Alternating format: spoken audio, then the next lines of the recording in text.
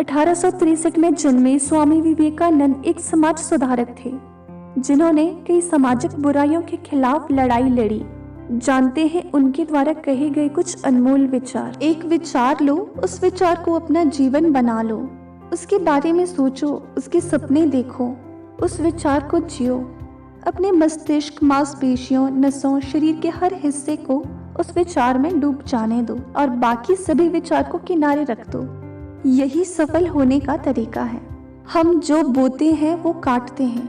हम स्वयं अपने भाग्यों के निर्माता हैं। जो सत्य है उसे साहस पूर्वक निर्भीक होकर लोगों से कहो। उसे किसी को कष्ट होता है या नहीं, इस ओर ध्यान मत दो। यदि स्वयं में विश्वास करना और अधिक विस्तार से पढ़ाया और अभ्यास कराया गया होता तो मुझे यकीन है कि बुराइयों और दुख का एक बहुत बड़ा हिस्सा गायब हो गया होता। क्या तुम नहीं अनुभव करते कि दूसरों के ऊपर निर्भर रहना बुद्धिमानी नहीं है? बुद्धिमान व्यक्ति को अपने ही पैरों पर दृढ़ता पूर्वक खड़ा होकर कार्य करना चाहिए। सच्ची सफलता और आनंद का सबसे बड़ा रहस्य यह है, वह पुरुष या स्त्री जो बदले में कुछ नहीं मांगता। पूर्ण रूप से निस्वार्थ व्यक्ति सबसे सफल है। यदि परिस्थितियों पर आपकी मजबूत पकड़ है तो जहर उगलने वाला भी आपका कुछ नहीं बिगाड़ सकता। हर काम को 3 अवस्थाओं से गुजरना होता है, उपहास, विरोध और स्वीकृति। वह नास्तिक है जो अपने आप में विश्वास नहीं रखता।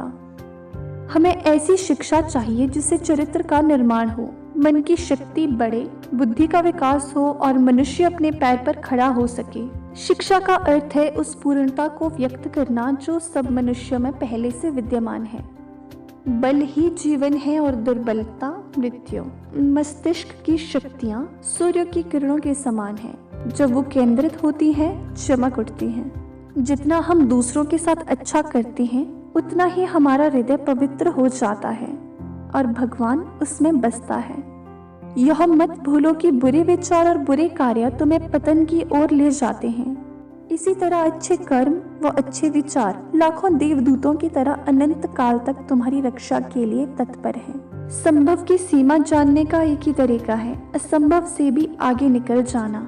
अनुभव ही आपका सर्वोत्तम शिक्षक है। जब तक जीवन है सीखते रहो। मनुष्य जितना अपने अंदर से करुणा, दयालुता और प्रेम से भरा होगा वह संसार को भी उसी तरह पाएगा। ज्ञान का प्रकाश सभी अंधेरों को खत्म कर देता है।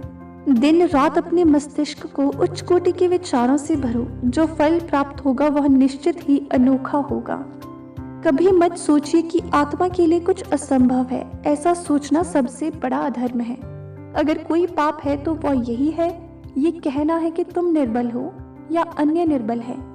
केवल उन्हीं का जीवन है जो दूसरों के लिए जीते हैं। अन्य सब तो जीवित होने से अधिक मृत हैं।